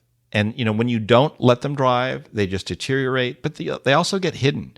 One of the things, my favorite, I have a lot of things I love about Pebble Week, but I think my favorite event is Thursday morning, the Tour d'Elegance, and watching the cars leave from next to the stables, because you get to hear them running, you get to see them moving, and that's what it's supposed to do, right? That's what these cars do. We should mention, by the way, earlier we were talking about accessibility. It's free. It's free. And grab your coffee for free from one of the tents and stroll around and look at the cars. Yes, and I should say that Haggerty provides free coffee and free donuts. And again, I say this, I'll say this again, God bless Sandra Button. She continues. She could very easily gate that off, but she doesn't. She allows people to experience it. And she has done so much to support the hobby. She really understands what it is to kind of be an enthusiast. And those are the kind of people we celebrate, and those are the kind of events you should go to. And, there's so many things during Pebble Week that they don't cost, a fortune. And that's one of them. And it's such a great place. John, earlier you were talking about some of the people that you know. And I wanted to ask you about meeting your heroes, because you've actually been pretty lucky in that regard. I could not be more fortunate. I can't think of someone in the car world that I haven't run across. And in almost every instance, they were fantastic. They lived up to... They did. And in some ways different than you would expect. Sure. But in almost every instance, it was such a thrill. And, I've been so fortunate. I got to spend, as I said earlier, the perfect date with Jackie Stewart, where we went sightseeing around California for an entire day, and we walked on the beach, and we ate on the water, and took a ferry boat ride. And he is everything you would expect him to be, and he's funny, and he's droll, and he's witty, and he's poignant at times. I've been fortunate enough to spend several thousand miles in a car with Sterling Moss, driving him around, and I wish I could talk about some of those stories, but I can't. And if you know Sterling, you'd know why. Those are great. Denise McCluggage. Tell us about Denise, because she was ahead of her time in a lot of ways, and her career was accidental. It wasn't necessarily accidental. It was intentional on her part, but it all kind of boils down to when Denise graduated college from Mills College in the Bay Area. She was very, very young. She wasn't even 20 years old. She ends up getting a reporting job in New York, and they assign her to the Home and Garden beat. And this is for the New York Herald, which is a defunct paper, right? And she doesn't want to do this anymore, and so they think, okay, we can get rid of her by assigning her sports, and we're going to assign her skiing, horse racing, and motorsports.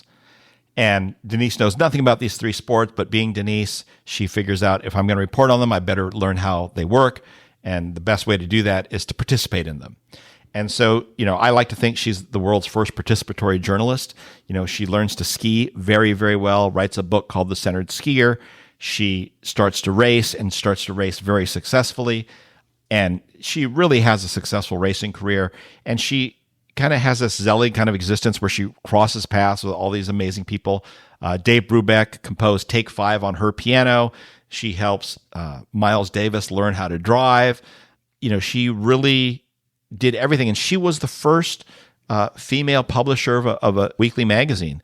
When Competition Press, of course, becomes Auto Week, people like Helen Gurley Brown say there's no Cosmo without Denise McCluggage. Wow.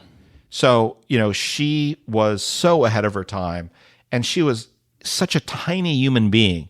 If you ever got to know Denise, she was just not very tall, but her personality was just, she was a giant. She really was. And I'm so lucky that, when I started writing, Denise would read everything I wrote. She would offer her advice. She put me in touch with anyone I needed to know. And I'm just so grateful to have had her in my life. And, the very last part of her life, we often went on speaking engagements together. And so we'd get to travel and I get to hear all these stories. And it's interesting because you get to hear them from different perspectives. You got to hear Denise's side, and then you run into Sterling Moss and get Sterling Moss's side. And it was really neat. And she created what I thought was the best car event in the world, which would be the Santa Fe Concorso. And if anyone ever attended that event, they'd know how accurate what I'm saying is. She lived in Santa Fe. She did. She lived in Santa Fe. And, it still goes on today, but she created an event called Car Table. So every Tuesday, her friends would meet for lunch in Santa Fe. And I would arrange to be coming through Santa Fe always on a Tuesday so I could go to Car Table and have lunch. And then we'd go to her place afterwards. And she'd be in like some Kia, and back when Kia was not an impressive car, press car, or, some horrible Chevy Tracker or whatever it is. And I'd be in, Porsche Boxster or whatever. And I couldn't keep up with her.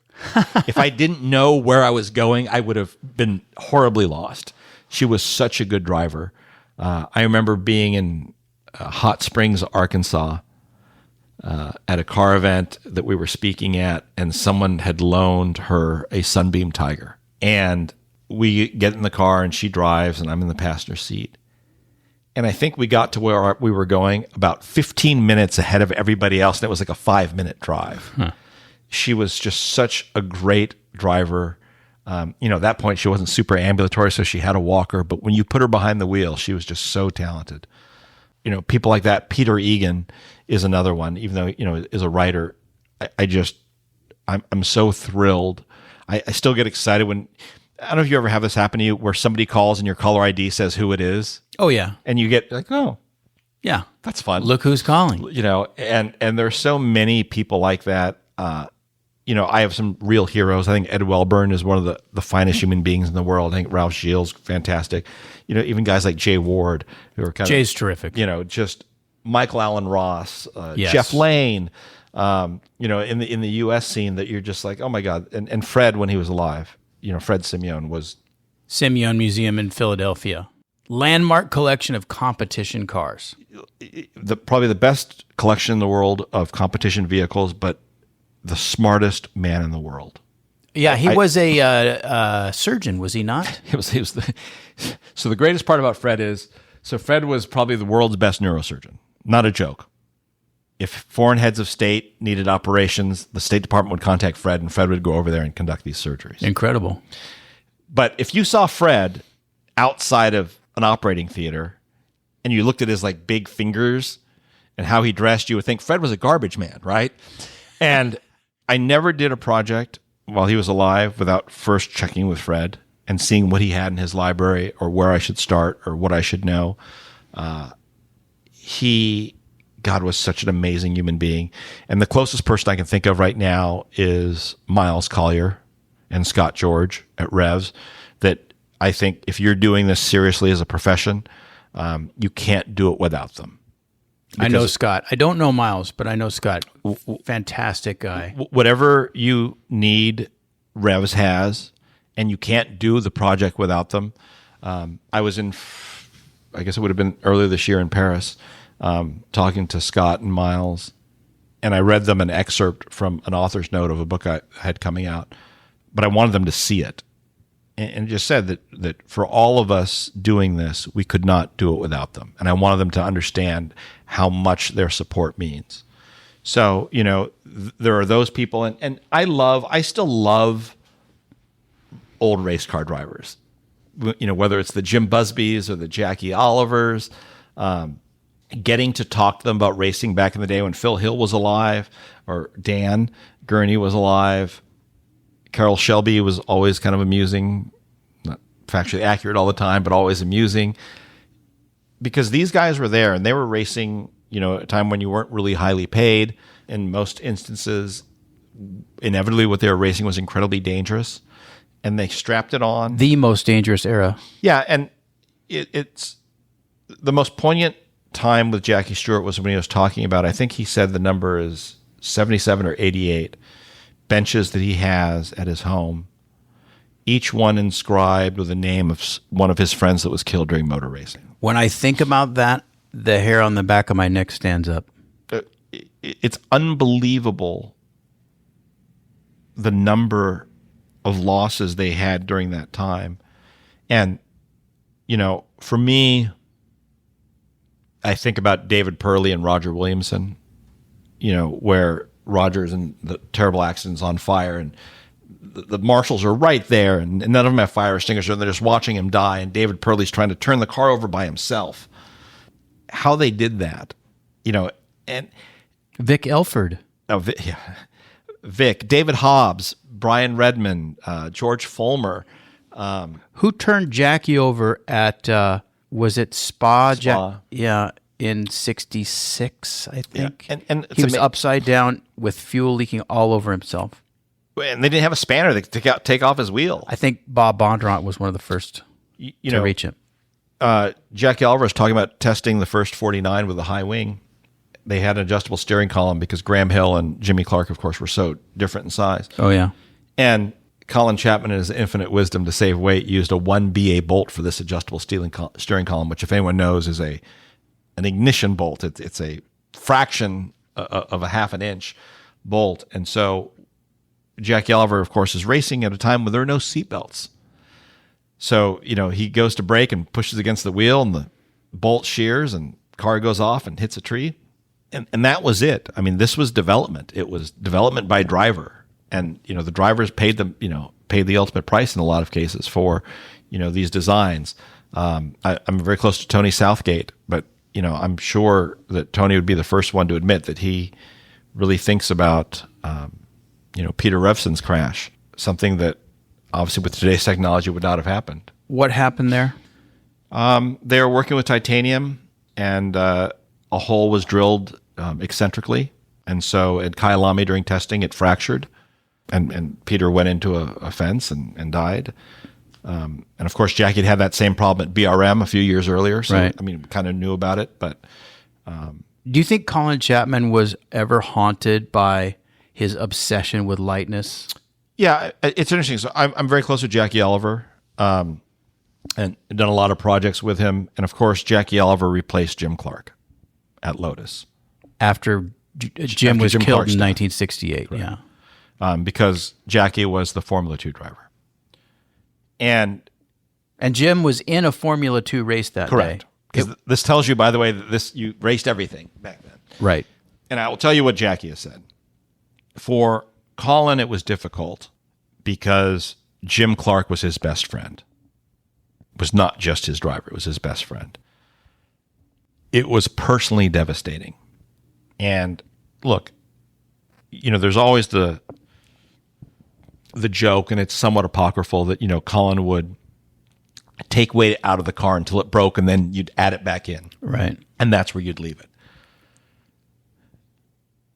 In fairness, this is an era where failure analysis was very immature. You didn't know necessarily how things would fail. If you look at as I said, the 49, the high wing, the first iteration of that design did not have a cross member. Crazy. Because they didn't realize, they didn't appreciate side load at the time. Right. And it's hard. It's a lot like test flying. Right. Where you're pushing the envelope and you don't necessarily understand everything.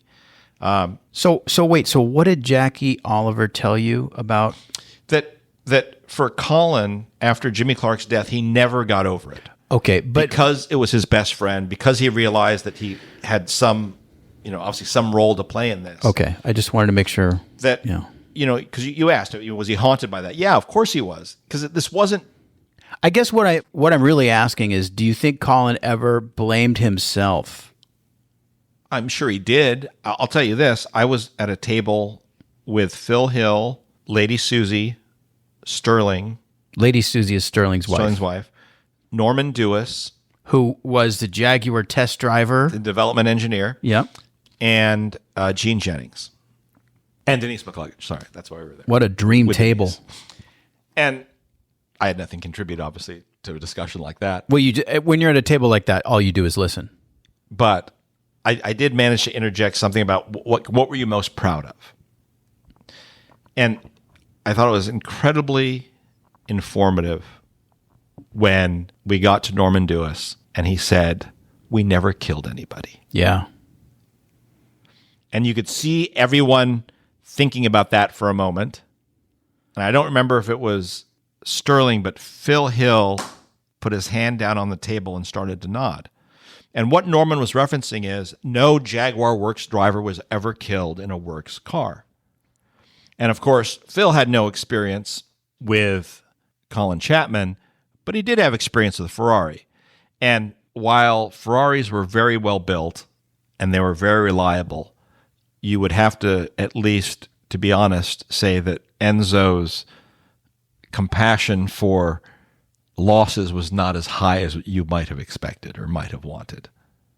But certainly on that continuum, you have Colin Chapman and Enzo Ferrari on probably one end, and then you have Jaguar and other companies on the other. And when asked, Norman admitted a lot of that is because he was in the cars, right? He was also a Works driver. So it was him that would have to suffer the consequences of a car folding up on him. Right. Now, I wish Norman had been a taller human being because then they would be much more comfortable cars to drive. But, Jaguars were relatively overbuilt in that era. There were guys who flat out would not race for Lotus because Jackie Stewart, right? Jackie Stewart refused to race for Lotus. And there were others because, but back then, Lotuses might have been somewhat more fragile and more dangerous as a result than others, but almost everything of that era was dangerous. When you say Jackie refused to race for Lotus, so apparently the way the story goes is Colin Chapman approaches Ken Tyrrell about Jackie running for Lotus, right? And it never goes anywhere. But apparently Jackie would have refused. He would not have done it. Okay, just because of. And Ken never would have let him go anyway. I don't think so, but of course, Ken has some issues, some financial issues at various times. Always. But it is interesting also, talking to Jackie Oliver, if you ask Jackie about this, he'll call bullshit. Maybe not for Jackie Stewart, because he's a very specific individual. But Jackie Oliver brings up a good point. For most professional racers, if you tell them you can run this car that has a legitimate chance of winning, or you can run this car, which is safer but will never win, 9 out of 10 racers are going to pick what? The first car. The first car. Yeah. And that is true. And well, you never think it's going to be you. It's like combat, right? If the bullet comes, it's going to get the guy next to me. It's not going to get me. And, it just speaks to how terrible the era is. It's fantastic in other senses, but at least in terms of driver safety, how terrible that era is. I would say 1960 through 1970, in terms of tragedy and death and losses and the development of the racing car, is like 1900 through 1910, in that they are figuring it out and safety is the last concern. Yeah, and it really is 50 to 70, I think, because, the 50s, gosh. Fair, yeah. There are so many drivers that you lose in the 50s. And also, tragically, the 50s have the two big spectator accidents, right? With True. 55 Le Mans and 57 Mille Miglia. I just say 60 through 70 just because the horsepower. The speeds get so great. Yeah. And the cars. And the brakes haven't really. The guys that raced the first iteration of the 917 would have been better off playing Russian roulette in a lot of instances. You're talking about a car that was spooky, was spooky handling, and I can't remember. I think I'm getting older. Someone was talking about their first experience driving a 917 in period. It affected them. It was spooky. It had an effect, and that's a bad feeling, right? In a race car that you're afraid to drive. Well, Vic thought it was spooky. And, you talk about Vic Elford. Vic was so adaptable. He was almost like George Fulmer, where, he could drive anything all the time, could drive around problems. But there are guys, Jackie Oliver and Pedro Rodriguez, and then Jackie Ickx also shared a 917, a later one. But this is a guy that wins Le Mans in a GT40 with Jackie Ickx, says that, you were very conscious it was not that car. The 917, compared to a GT40, was like a paper mache car versus a Brinks truck. Right. And so, it's very interesting to talk about this era. And thank God we still have some of these guys around.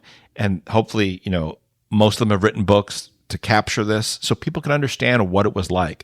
Because people don't really understand of just what a different place it was. Because, you look at these horrible Formula One crashes now, people walk away from anything. There was a car stuck on top of another car a couple of weeks ago, and both of them walked away. Yeah. Where that definitely would not have been the case in the past. What's your greatest motivation to write, John? I think to get an accurate story out there, my intention is always to write the last book. The definitive Just the last book on a subject. Yeah. That no one would ever want to do it again, and no one would ever need to do it again.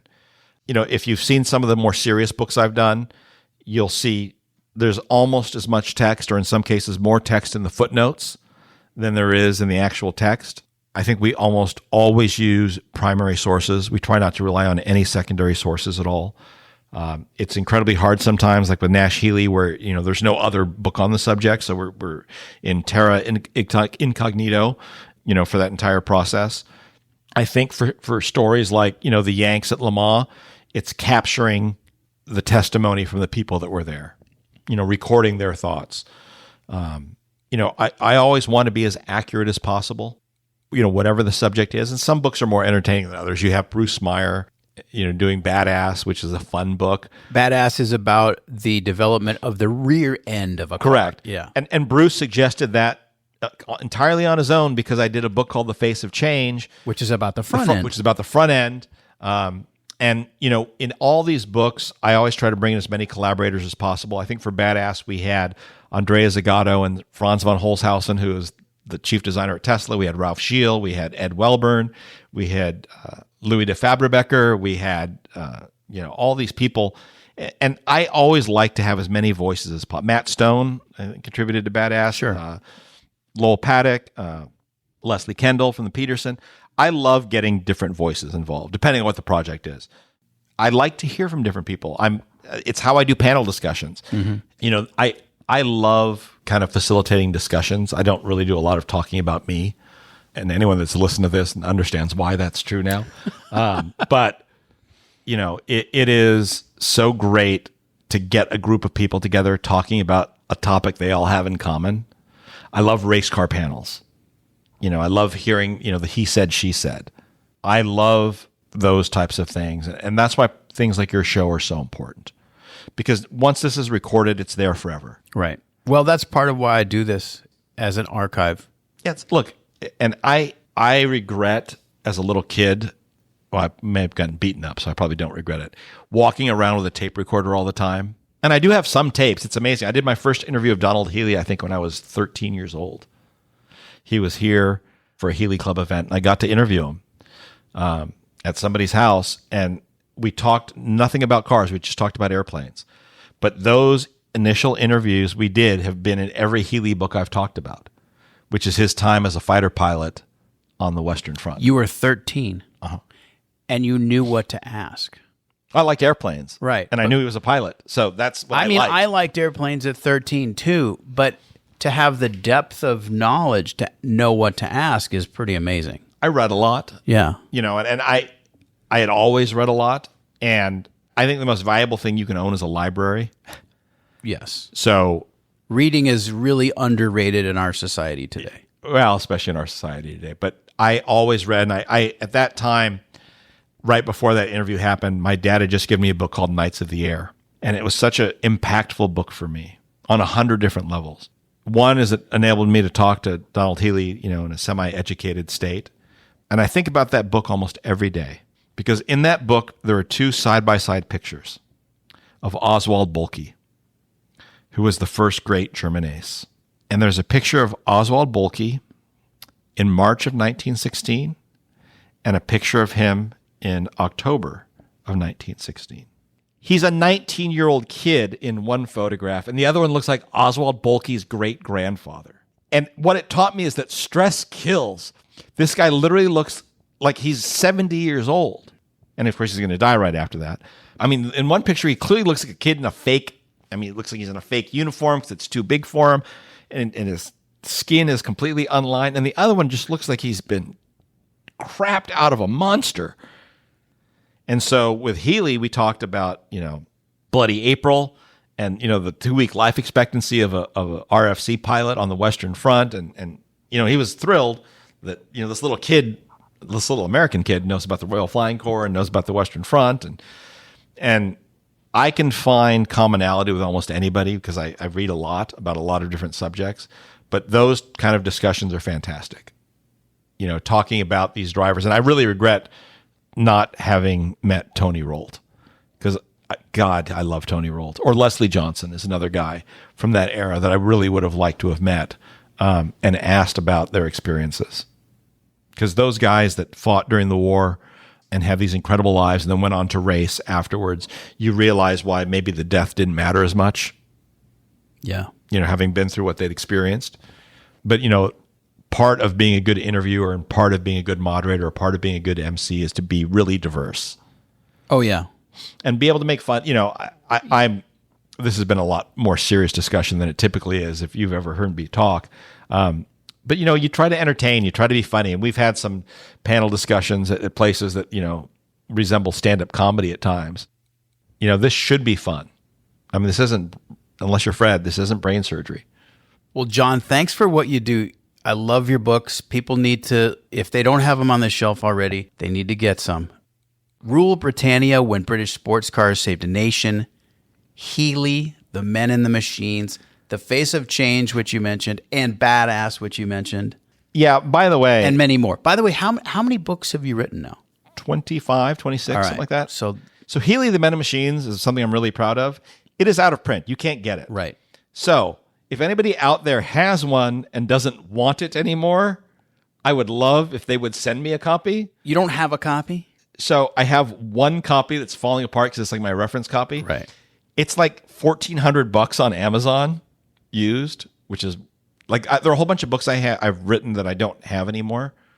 Well, I've got a copy of that book on my shelf. Okay, so we'll work out something, But yeah, if you have a copy and you don't want it anymore, by all means, send it on. I'm sure that Maurice can send you my email address. But this has been so much fun. I said I don't often talk about me, so John, I love talking to you. Thank you for doing this. Brother, anytime. And a lot of people talk about cars. Not a lot of people talk about cars intelligently. I think even fewer talk about them in an entertaining fashion. You managed to do all of that. Continue doing what you're doing. You're among the very best. You're so kind. John Nikas, everybody. John, let's go have some lunch. Outstanding. Thanks, Maurice. That's all for this episode of Horsepower Heritage. Don't forget to follow the Instagram page and the YouTube channel and share the show with your friends. Help me get the word out. I'll see you back here on Wednesday, August 6th for more of the people and stories behind the machines. So until then, I'm Maurice Merrick. Thanks for listening.